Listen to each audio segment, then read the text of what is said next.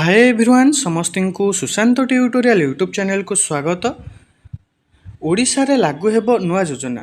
तो ओडिशा रे हमर एक नुआ योजनाटी लागू हेबो एवं এই যোজনা সহ তিনোটি যোজনা কার্যকারী হব। কোন সে তিনোটি যোজনা কহিবি এথিরে আপনাଙ୍କ ପାଇଁ 15 লক্ষ পর্যন্ত সুবিধা উপলব্ধ রহিব এবং কাহা ପାଇଁ কেতে টଙ୍କା রহিব, মহিলা ମାନଙ୍କ ପାଇଁ কেতে, পুরুষ ମାନଙ୍କ ପାଇଁ কেতে, ସବୁ ଡିଟେଲ୍ସ ମୁଁ ଆପଣଙ୍କୁ এই ଭିଡ଼ିଓରେ କହିଦେବି। ଏଲିଜିବିଲିଟି କ'ଣ ହେବ, କେବେଠାରୁ ଲାଗୁ ହେବ, ତ ସବୁ ଡିଟେଲ୍ସ ଆପଣମାନେ এই ଭିଡ଼ିଓରେ ପାଇପାରିବେ।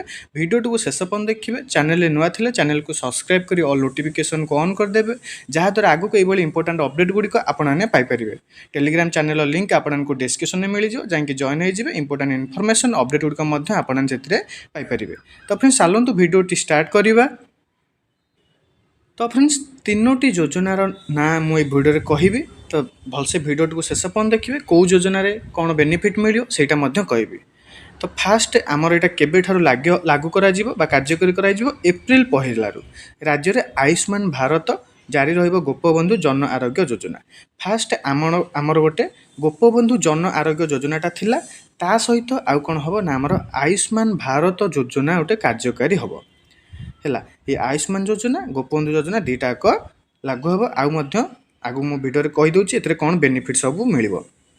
ଦେଖନ୍ତୁ, ଫାଷ୍ଟ ହେଉଛି ଏପ୍ରିଲ 1ରୁ ଆୟୁଷ୍ମାନ ଭାରତ ପ୍ରଧାନମନ୍ତ୍ରୀ ଜନ ଆରୋଗ୍ୟ ଯୋଜନା ଏବଂ ଗୋପବନ୍ଧୁ ଜନ ଆରୋଗ୍ୟ ସଂଯୁକ୍ତ ଯୋଜନାର ଶୁଭାରମ୍ଭ ହେବ।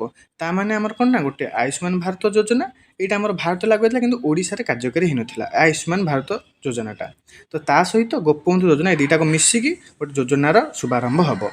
ଆୟୁଷ୍ମାନ ବୟ ବନ୍ଦନା ଯୋଜନାର ମଧ୍ୟ ଶୁଭାରମ୍ଭ ହେବ। ଆଉ ତା ସହିତ ଏ ଦୁଇଟା ଯୋଜନା ଗଲା, ଗୋଟେ ହେଉଛି ଆୟୁଷ୍ମାନ ଭାରତ ପ୍ରଧାନମନ୍ତ୍ରୀ ଯୋଜନା, ଆଉ ଗୋଟେ ହେଉଛି ଗୋପବନ୍ଧୁ ଜନ ଆରୋଗ୍ୟ ଯୋଜନା।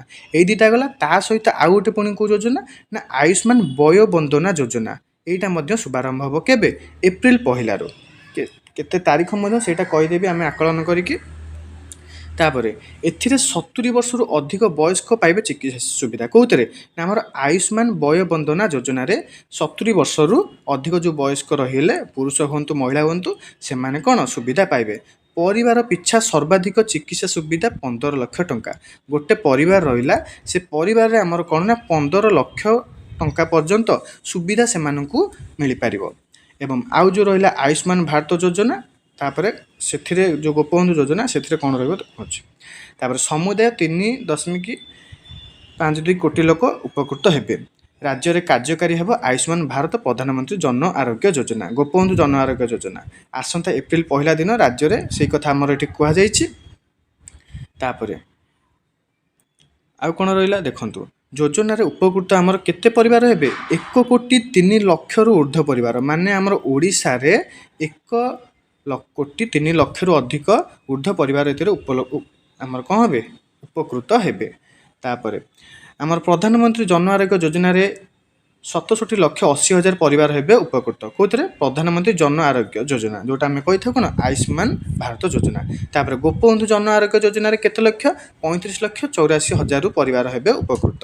ତାପରେ ଟୋଟାଲ ଭାବରେ ଆମେ କହିବା 3.46 କୋଟିରୁ ଉର୍ଦ୍ଧ୍ୱ ଲୋକ ପାଇବେ ଲାଭ ଦୁଇଟି ଯୋଜନାରେ, ଯେଉଁ ଆମର ଗୋପବନ୍ଧୁ ଏବଂ ଆୟୁଷ୍ମାନ। ତାପରେ ଏଇଟା କେମିତି ଆପଣମାନେ ପାଇପାରିବେ ନା ଦେଖନ୍ତୁ, ଦୁଇଟି ଯୋଜନା ପାଇଁ ପ୍ରତ୍ୟେକ ହିତାଧିକାରୀଙ୍କୁ ଗୋଟିଏ କାର୍ଡ଼ ଦିଆଯିବ। এই দুইটি যোজনা ଗୋପବନ୍ଧୁ ଯୋଜନା, ଆୟୁଷ୍ମାନ ଭାରତ ଯୋଜନା, ସେଥିରେ ଆମର ଗୋଟିଏ କାର୍ଡ଼ ଦିଆଯିବ। এই ଗୋଟିଏ କାର୍ଡ଼ ପାଇଲେ ତୁମମାନେ ତାକୁ ଦେଖେଇକି ଚିକିତ୍ସା କରିପାରିବେ। ତାପରେ ବୟ ଯୋଜନା ଇତ୍ୟାଦିଙ୍କର ମଧ୍ୟ ଅଲଗା ଏକ ସ୍ୱତନ୍ତ୍ର କାର୍ଡ଼ ଦିଆଯିବ।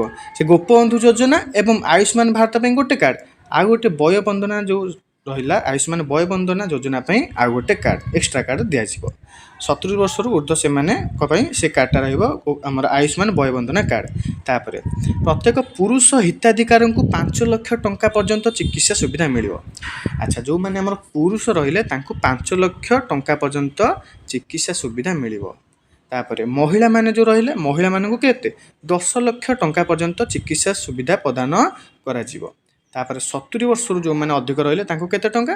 15 ଲକ୍ଷ ଟଙ୍କା ପର୍ଯ୍ୟନ୍ତ ଚିକିତ୍ସା ଖର୍ଚ୍ଚ ମିଳିବ। ଆଉ ଥରେ କହିଦେଉଛି, ଯେଉଁମାନେ ଆମର ପୁରୁଷ ରହିଲେ ତାଙ୍କୁ 5 ଲକ୍ଷ ଟଙ୍କା ପର୍ଯ୍ୟନ୍ତ ମିଳିବ। 10 ଲକ୍ଷ କାହାକୁ ମିଳିବ? ମହିଳାମାନଙ୍କୁ। ଏବଂ ଯେଉଁ ବୟବନ୍ଦନା ଆୟୁଷ୍ମାନ ବୟବନ୍ଦନା କାର୍ଡ଼ ଯେଉଁ ରହିବ ସେଥିରେ ଆମର 70 ବର୍ଷରୁ ଯେଉଁମାନେ ରହିଲେ ତାଙ୍କ ପାଇଁ କେତେ? 15 ଲକ୍ଷ ଟଙ୍କା ପର୍ଯ୍ୟନ୍ତ ଚିକିତ୍ସା ସୁବିଧା ମିଳିବ। ତାପରେ 29,000ରୁ ଅଧିକ ସରକାରୀ ପଞ୍ଜୀକୃତ ବେସରକାରୀ ଡାକ୍ତରଖାନାରେ ଚିକିତ୍ସା ସୁବିଧା ରହିବ। 29,000 ଓଡ଼ିଶାରେ 29,000ରୁ ଅଧିକ ଆମର ସରକାରୀ ହେଉ ଏବଂ ସରକାରୀ ପଞ୍ଜୀକୃତ ଆମର ବେସରକାରୀ ଡାକ୍ତରଖାନା ହେଉ, ଏଗୁଡ଼ିକରେ ଆମର କ'ଣ ଚିକିତ୍ସା ସୁବିଧା ମିଳିପାରିବ। ତ ଆପଣମାନେ ସେ କାର୍ଡ଼ଟାକୁ ଆମର ଏପ୍ରିଲ 1 ଆମର କୁହାଯାଇଛି, ତାମାନେ ଆମର କେତେ ଏପ୍ରିଲ ଆମର ଯେଉଁ 1 ଆଡ଼ିକି ଏପ୍ରିଲ 1 ଆମର କ'ଣ ଉତ୍କଳ ଦିବସ ରହୁଛି, ସେଥିରେ ଆମର ସେଇ 1 ପ୍ରାୟତଃ ଆମର ହୋଇପାରେ 1 ନହେଲେ ସେଇ ଏପ୍ରିଲ 1 ମାନେ ଫାଷ୍ଟ ୱିକ୍ରେ ଆମର ହୋଇପାରେ ସେ କାର୍ଡ଼ ପଞ୍ଜୀକରଣ। ଆମେ କହିବା ତା ପାଇଁ ଆପ୍ଲାଏ ହୋଇପାରିବ, ନଚେତ୍ ତା'ର ଏଲିଜିବିଲିଟି କେମିତି କ'ଣ ଆମର ଯେଉଁ ଆପ୍ଲାଏ କରିବ କ'ଣ ସେଗୁଡ଼ିକ ସବୁ ଡିଟେଲ୍ସ ପରବର୍ତ୍ତୀ ସମୟରେ ଆସିଯିବ। ତ ଚ୍ୟାନେଲ୍ସକୁ ସବସ୍କ୍ରାଇବ୍ କରି ଅଲ୍ ନୋଟିଫିକେସନ୍କୁ ଅନ୍ କରି ରଖିଥିବେ, ସବୁ ଡିଟେଲ୍ସ ପାଇପାରିବେ। ତାପରେ ଆଜିର ମଧ୍ୟ ନ୍ୟୁଜ୍ ପେପରରେ ଆମର ଦେଇଥିଲା ଦେଖନ୍ତୁ, ଏପ୍ରିଲ 1ରୁ ଆୟୁଷ୍ମାନ ଭାରତ ଗୋପବନ୍ଧୁ ଜନ ଆରୋଗ୍ୟ ଯୋଜନା ବି ବଳବତ୍ତର ରହିବ, ଏଇଟାକୁ କ୍ୟାନସଲ୍ କରାଯିବନି।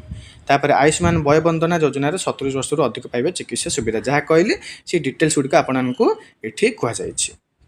ये थिला संपूर्ण डिटेल्स। आउ जहाँ भी तुमर डाउट अच्छी तुमने कमेंट सेक्शन में कमेंट करदेव, निजर सांगसाथी परिवार में शेयर करदे, से मैंने रेडी होगी थे। आगुआ कौन डॉक्यूमेंट्स काढ़तु ना, जमी आम सुभद्रा योजना विभिन्न डॉक्यूमेंट्स और इनकम रेसिडेंट यहाँ बहुत थर आम लोक हैरान होती। तो जेपर्यंत किसी आसीनी से पर्यंत कौन तरबर होगी करूँ ना। तो जिते बड़े आसीज डिटेल्स नोटिस तो आपने अप्लाई करेंगे। तो ये संपूर्ण डिटेल्स। जदि भिडियोटी हेल्पफुल रही तेरे भिडियो को निश्चय निजर सांगसाथी परिवार शेयर करदे। चैनल नुआ थे चैनल को सब्सक्राइब कर ऑल नोटिफिकेशन को ऑन करदे, जहाँद्वारा आगक ये इंपोर्टेंट भिडियो गुड़िकर नोटिफिकेशन आपण मान पाखे सर्वप्रथमे पहुँच पार। एवं आमर टेलीग्राम चैनल लिंक आपको डिस्क्रिप्शन में मिल जाए, जहाँकि जॉइन हो इंपोर्टेंट इनफॉरमेशन अपडेट गुड़िक सब आपड़ी पाइपर। तो फ्रेंड्स भिडियोटी रखा, धन्यवाद।